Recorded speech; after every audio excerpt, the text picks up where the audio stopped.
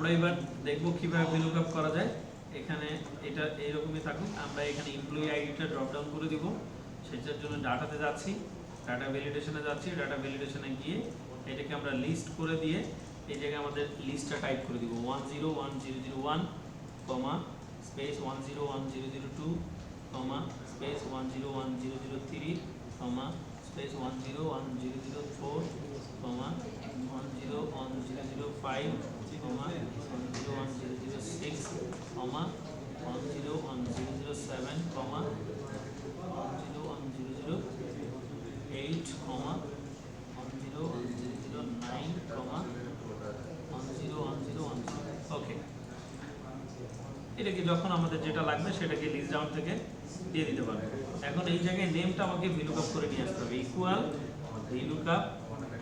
এরপরে আমি এই জায়গায় বলতেছি আমার লুকআপ ভ্যালু কোনটা, লুকআপ ভ্যালু হচ্ছে আমার এইটা। এরপর টেবিলারে কোনটা, টেবিলারে হচ্ছে আমার পুরো টেবিল নিয়ে নিলাম। এখান থেকে কমা দিয়ে আমি কত নাম্বার কলাম ইন্ডেক্সের ডাটা এখানে দেখতে চাই, সেটা হচ্ছে আমার 2 নাম্বার।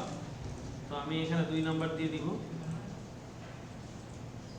এখানে 2 নাম্বার কলাম ইন্ডেক্স দিয়ে দিলাম। এরপরে 0 করে ফেললাম, তাহলে চলে আসছে আমার নাম। ডেজিগনেশনের ক্ষেত্রে সেম একইভাবে ইকুয়াল VLOOKUP। এরপরে এইটা আমার লুকআপ ভ্যালু কমা পুরো টেবিল, এরপরে কমা 3 নাম্বার কলাম ইন্ডেক্স আমার, এরপরে কমা 0, এরপরে এন্টার দিলাম, চলে আসছে ডেজিগনেশন ইকুয়াল VLOOKUP